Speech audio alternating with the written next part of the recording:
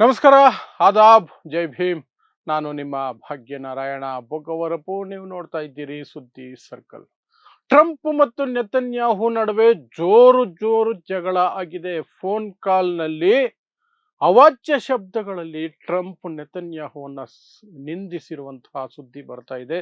ಅದು ಸಣ್ಣ ಪುಟ್ಟ ಅವಾಚ್ಯ ಶಬ್ದಗಳಲ್ಲ, ಎಫ್ ವರ್ಡ್ ಬಳಸಿ ನೆತನ್ಯಾಹುವನ್ನ ನೀನೊಬ್ಬ ಹುಚ್ಚ, ನಿನಗೆ ತಲೆ ಕೆಟ್ಟಿದೆ, ನಾನಿಲ್ಲದೆ ಹೋಗಿದ್ರೆ ನೀನು ಇಷ್ಟೊತ್ತಿಗೆ ಜೈಲಲ್ಲಿ ಇರ್ತಾ ಇದೆ, ನನ್ನಿಂದ ನೀನು ಹೊರಗಡೆ ಇದೆಯಾ, ಹುಷಾರ್, ಲೆಬನಾನ್ ಮೇಲೆ ದಾಳಿ ಮಾಡಿದ್ದು ಸಾಕು, ನಿಲ್ಲಿಸು, ನಿನ್ನಿಂದ ಇಸ್ರೇಲ್ಗೆ ತುಂಬಾ ನಷ್ಟ ಆಗ್ತಿದೆ, ತುಂಬಾ ಕೆಟ್ಟ ಹೆಸರು ಬರ್ತಾ ಇದೆ.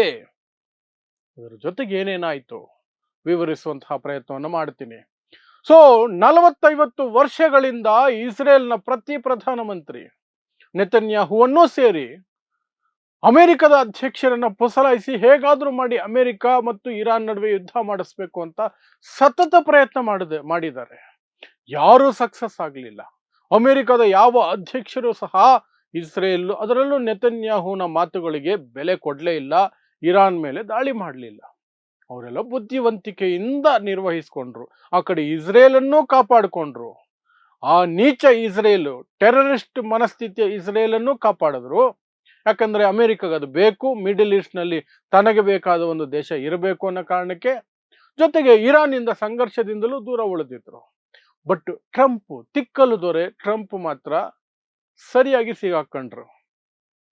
ನೆತನ್ಯಾಹು ಮಾತುಗಳಿಗೆ, ನೆತನ್ಯಾಹು ಬಕೆಟ್ಗೆ, ನೆತನ್ಯಾಹು ಪುಸಲಾಯಿಸಿದ್ದಕ್ಕೆ ಫುಲ್ ಉಬ್ಬಿ ಹೋಗಿ ಇರಾನ್ ಮೇಲೆ ದಾಳಿ ಮಾಡಿದ್ರು. ಫೆಬ್ರವರಿ 28, 2026 ದಾಳಿ ನಡೀತು. ಆ ನಂತರ 40 ದಿನ ಘನಘೋರ ಯುದ್ಧ ಆಯಿತು. 40 ದಿನಗಳ ನಂತರ ಯುದ್ಧ ವಿರಾಮ ಆಗಿ ಈಗ ಯುದ್ಧ ವಿರಾಮದ ನಡುವೆ ಶಾಂತಿ ಮಾತುಕತೆಗಳು ನಡೀತಿದೆ. ಬಟ್ ಫೈನಲ್ ಪೀಸ್ ಅಗ್ರಿಮೆಂಟ್, ಶಾಂತಿ ಒಪ್ಪಂದ ಆಗ್ತಾನೆ ಇಲ್ಲ. ಬಹಳ ಕಷ್ಟ ಆಗ್ತಿದೆ. ಇರಾನ್ ಯಾವುದಕ್ಕೂ ಒಪ್ತಾ ಇಲ್ಲ. ಅಮೆರಿಕನೂ ಕೆಲವು ವಿಚಾರಗಳಲ್ಲಿ ಒಪ್ತಾ ಇಲ್ಲ. ಅಮೆರಿಕಾಗೆ ಮತ್ತೆ ಯುದ್ಧಕ್ಕೆ ಹೋಗುವ ಧೈರ್ಯ, ಮನಸ್ಸು ಎರಡೂ ಇಲ್ಲ. ಯಾಕಂದ್ರೆ ದುಡ್ಡು ಕಳ್ಕೊಂಡಿದ್ದಾರೆ, ಮಾನ ಮರ್ಯಾದೆ ಹೋಗಿದೆ.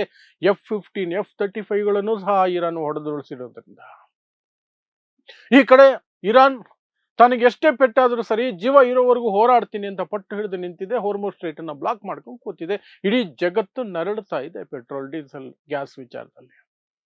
ಇದರ ನಡುವೆ ಅಮೆರಿಕ ಹೇಗಾದ್ರೂ ಮಾಡಿ ಒಂದು ಒಪ್ಪಂದ ಮಾಡ್ಕೊಂಡ್ಬಿಡ್ಬೇಕು ಇರಾನ್ ಜೊತೆ ಅಂತ ಒದ್ದಾಡ್ತಿದ್ರೆ, ಈ ಇಸ್ರೇಲ್ ಅಮೆರಿಕದ ಬೆಂಬಲ ಇದೆ ಅನ್ನೋ ಒಂದೇ ಕಾರಣಕ್ಕೆ ತನ್ನ ಕ್ರೌರ್ಯವನ್ನು ಮುಂದುವರಿಸ್ಕೊಂಡು ಹೋಗ್ತಾ ಇದೆ.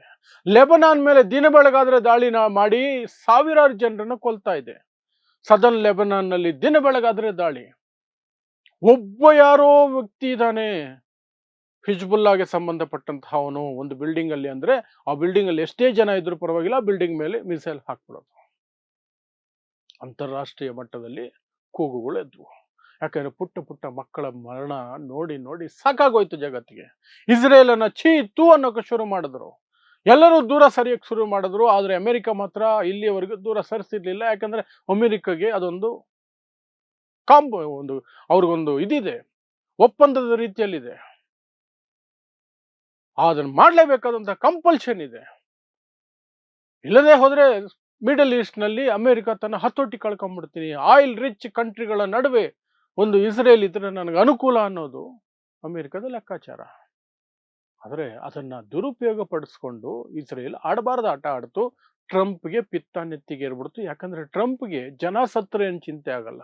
ಟ್ರಂಪ್ದು ಕ್ರೌರ್ಯದ ಮನಸ್ಥಿತಿನೇ. ಆದರೆ ಹಣ ಪೋಲಾಗ್ತಾ ಇದೆ, ದುಡ್ಡು ವೇಸ್ಟ್ ಆಗ್ತಿದೆ, ಆಯಿಲ್ ವೇಸ್ಟ್ ಆಗ್ತಿದೆ ಅಂದಿದ ತಕ್ಷಣ ಟ್ರಂಪ್ಗೆ ದಿನೇ ದಿನೇ ದಿನೇ ದಿನೇ ಕೋಪ ಬರ್ತಾನೆ ಇತ್ತು.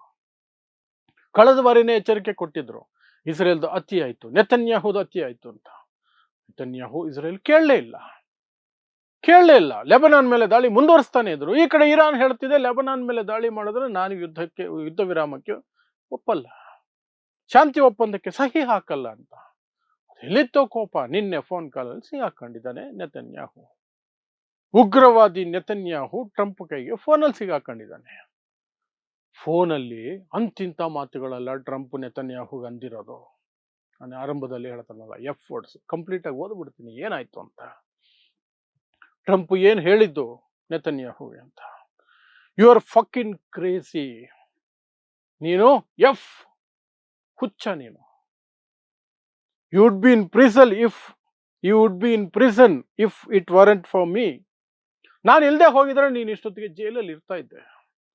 I am saving your ass. ನಿನ್ನ ಅಂಡನ್ನು ನಾನು ಕಾಯ್ಕೊಂಡು ಬಂದಿದ್ದೀನಿ ಮಗನೇ. Everybody hates you now. ಪ್ರತಿಯೊಬ್ಬರು ನಿನ್ನನ್ನು ದ್ವೇಷ ಮಾಡ್ತಿದ್ದಾರೆ ಈಗ. Everybody hates Israel because of this.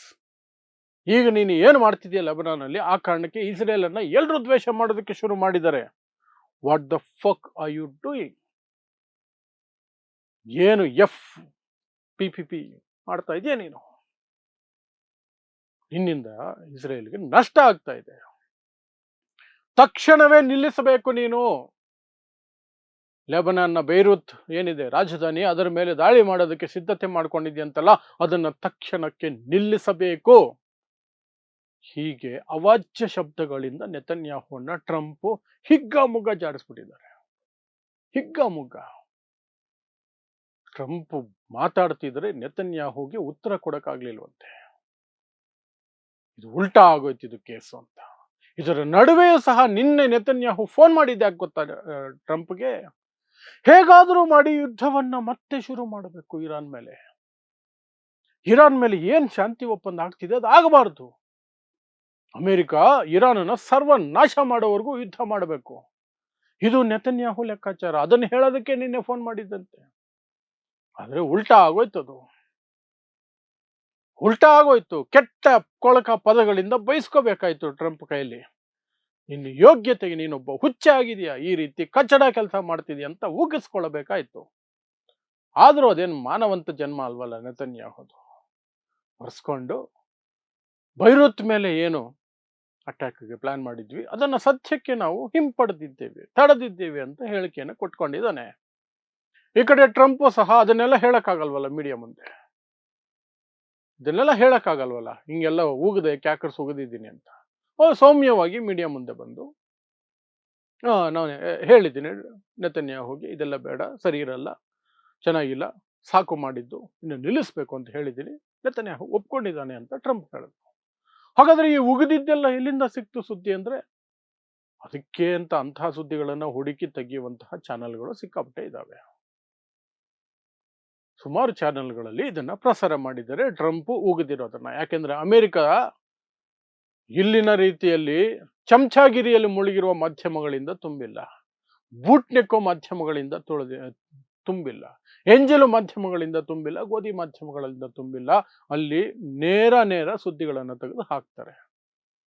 So ಆ ಮೀಟಿಂಗ್ ಅಲ್ಲಿ ಇದ್ದಂತಹ ವ್ಯಕ್ತಿಯ ಒಂದು ಆಧಾರದ ಮೇಲೆ ಆ ಸುದ್ದಿಯನ್ನ ಬೇರೆ ಚಾನೆಲ್ಗಳು ಪ್ರಸಾರ ಮಾಡಿದ್ದಾವೆ. ಹಿಂಗೆಲ್ಲ ಬೈದಿದ್ದಾರೆ ಟ್ರಂಪ್ ನೆತನ್ಯಾಹುನ ಅಂತ.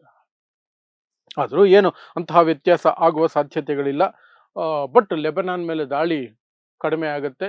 ಇರಾನ್ ಮತ್ತೆ ಅಮೆರಿಕದ ಶಾಂತಿ ಒಪ್ಪಂದ ಏನಿದೆ ಅದು ಇನ್ನು ಸ್ವಲ್ಪ ವೇಗ ಪಡ್ಕೊಳ್ಳೋ ಸಾಧ್ಯತೆ ಇರುತ್ತೆ. ಯಾಕೆಂದ್ರೆ ಇರಾನು ಸಹ ಈಗ ಲೆಬನಾನ್ ಮೇಲೆ ದಾಳಿ ಏನಾದರೂ ಇಸ್ರೇಲ್ ಕಡಿಮೆ ಮಾಡಿದ್ರೆ ಇರಾನ್ ಸಹ ಒಂದು ಉತ್ಸಾಹ ತೋರಿಸುತ್ತೆ, ಸರಿ ಒಂದು ಒಪ್ಪಂದ ಮಾಡ್ಕೊಳ್ಳೋಣ ಅಂತ. ಯಾಕಂದ್ರೆ ಇರಾನ್ಗೆ ಯುದ್ಧ ಮಾಡಬೇಕು ಅಂತ ಏನಿಲ್ಲ, ಬಟ್ ಯುದ್ಧಕ್ಕೆ ಬಂದ್ರೆ ನಾವು ಸಿದ್ಧ ಅಂತ ಹೇಳ್ಕೊಂಡು ಓಡಾಡ್ತಿದ್ದೆ. ಬಟ್ ಇರಾನ್ಗೂ ತುಂಬಾ ನಷ್ಟ ಆಗಿದೆ, ತುಂಬಾ ನಷ್ಟ ಆಗಿದೆ. ಬಟ್ ಬಿಟ್ಕೊಡಲ್ಲ, ಜೀವ ಇರೋವರೆಗೂ ಹೋರಾಡ್ತೀವಿ ನಾವು ಅನ್ನೋದು ಅದರ ಪಟ್ಟು, ಅದರ ಹಠ ಅದು. ಸೊ ಇದಿಷ್ಟು ನೆತನ್ಯಾಹು ಮತ್ತು ಟ್ರಂಪ್ ನಡುವೆ ನಡೆದಂತಹ ದೊಡ್ಡ ವಾಗ್ವಾದ, ಬೈಗುಳ, ಒನ್ ವೇ ಬೈಗುಳ ಫೋನ್ ಕಾನ್ವರ್ಸೇಷನ್ ನಲ್ಲಿ, ಮತ್ತು ಅದಕ್ಕೆ ಸಂಬಂಧಪಟ್ಟಂತಹ ಸುದ್ದಿ ವಿವರಗಳು ಮತ್ತು ಅದಕ್ಕೆ ಎಲ್ಲಿಂದ ಸುದ್ದಿ ಸಿಕ್ತು ಅನ್ನೋದ್ರ ಬಗ್ಗೆ ಒಂದಷ್ಟು ಮಾಹಿತಿ. ಇಂತಹದ್ದೇ ವಿಶೇಷ ಸುದ್ದಿಗಳಿಗಾಗಿ ನೋಡ್ತಾ ಇರಿ ಸುದ್ದಿ ಸರ್ಕಲ್. ನಾನು ನಿಮ್ಮ ಭಾಗ್ಯನಾರಾಯಣ ಬೊಗವರಪು.